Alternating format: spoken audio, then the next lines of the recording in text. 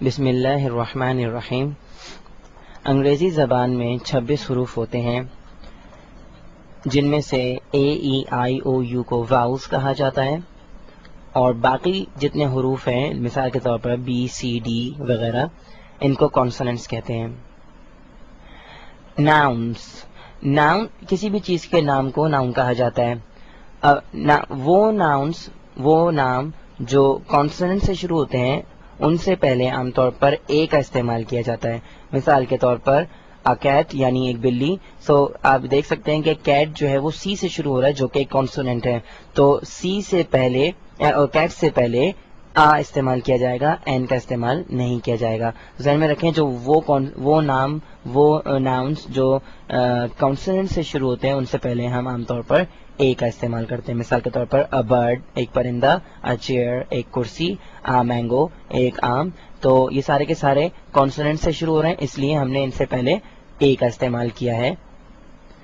وہ ناؤنس جو واؤل سے شروع ہوتے ہیں، مثال کے طور پر اورنج جو کہ ایک واؤل سے شروع ہو رہا ہے، او جو ہے وہ کیا ہے، واؤل ہے، کانسوننٹ نہیں ہے، تو اس سے پہلے اس ناؤن سے پہلے ہم نے کیا استعمال کیا ہے، این۔ اسی طریقے سے این امبریلا ایک چھتری، تو امبریلا کس سے شروع ہوتا ہے، واؤل سے شروع ہو رہا ہے، یو سے شروع ہو رہا ہے جو کہ ایک واؤل ہے، تو اس سے پہلے ہم اے نہیں استعمال کریں گے بلکہ اس سے پہلے ہم کیا استعمال کریں گے، این امبریلا یعنی ایک چھتری۔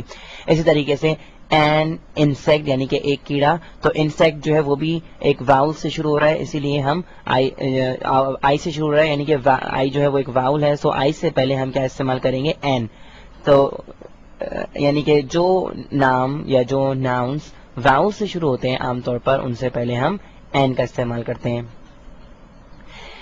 اے اور این، چاہے اے ہو چاہے این ہو، ہمیشہ سنگولر ناؤن سے پہلے استعمال ہوتے ہیں۔ سنگولر کا مطلب ہے ایک، واحد، یعنی کہ اکیٹ، مثال کے طور پر اکیٹ، تو یہ اکیٹ جو ہے وہ ایک ہے، تو اس لیے ہم نے اس سے پہلے استعمال کیا ہے۔ آپ یہ دیکھ سکتے ہیں کہ اکیٹس ہم نہیں کہہ سکتے کیونکہ کیٹس کا مطلب ہے ایک سے زیادہ بلیاں، تو ہمیشہ اے ہو چاہے این ہو، ہمیشہ کسی بھی ایک چیز سے پہلے استعمال ہوتے ہیں، یعنی کہ ایک ناؤن سے پہلے استعمال ہوتے ہیں۔ اسی طریقے سے ہے این اورنج، تو یہ صحیح ہے، لیکن آپ این اورنجز نہیں کہہ سکتے کیونکہ اورنجز جو ہے وہ پلورل ناؤن ہے، اور پلورل ناؤن سے پہلے کبھی بھی اے اور این کا استعمال نہیں ہوتا۔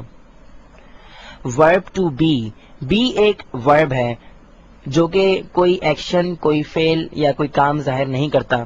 بی صرف یہ ظاہر کرتا ہے کہ کوئی چیز یا کوئی شخص کیسی ہے، یا وہ اس کی ہیت کیا ہے، یا وہ اس کی حیثیت کیا ہے۔ مثال کے طور پر آئی ایم اے ٹیچر، تو اس جملے کے اندر کوئی کام نہیں ہو رہا، آپ صرف یہ بتا رہے ہیں کہ آپ کیا ہیں۔ تو بی جو ہے وہ ماضی میں بھی ہو سکتا ہے یعنی کہ پاسٹ میں، وہ حال میں بھی ہو سکتا ہے یعنی پریزنٹ میں، اور وہ مستقبل میں بھی ہو سکتا ہے یعنی کہ فیوچر کے اندر۔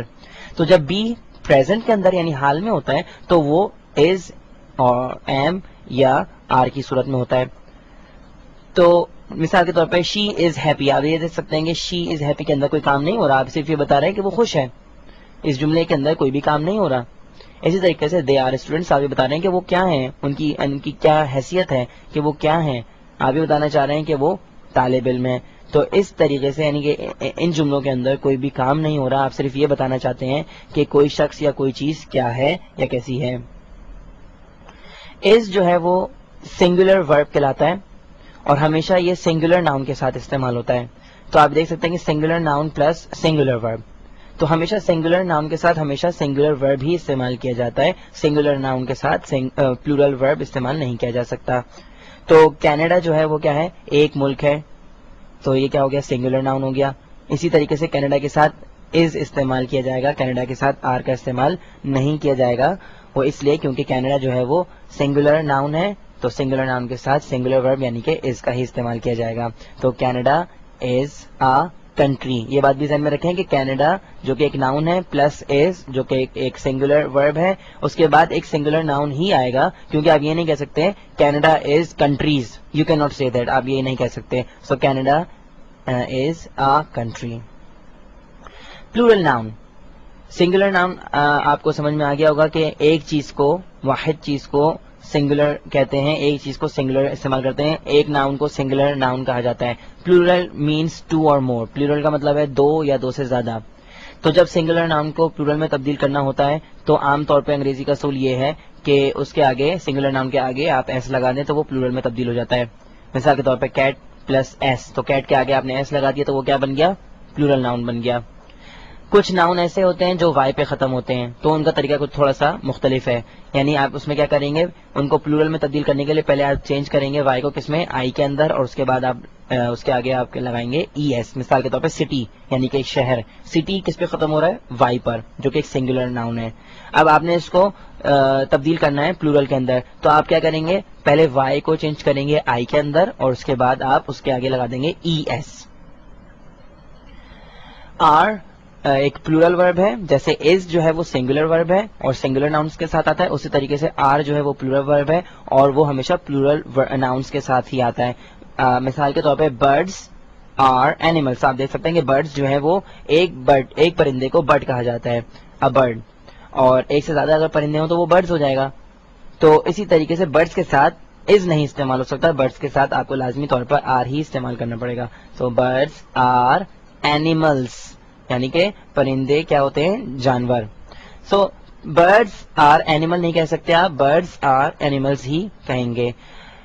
دوسری بات جو ذہن میں رکھنے کی وہ یہ ہے کہ ٹو سنگولر ناؤنس, یعنی کہ دو واحد ناؤن, یعنی کہ دو سنگولر ناؤن اگر آپ کے پاس ہوں ایک ہی جملے کے اندر, تو ان کے ساتھ سنگولر ورب نہیں لگے گا, کیونکہ اب وہ سنگولر نہیں رہے, وہ اب کیا بن گئے؟ پلورل بن گئے, کیونکہ 1 + 1 = 2.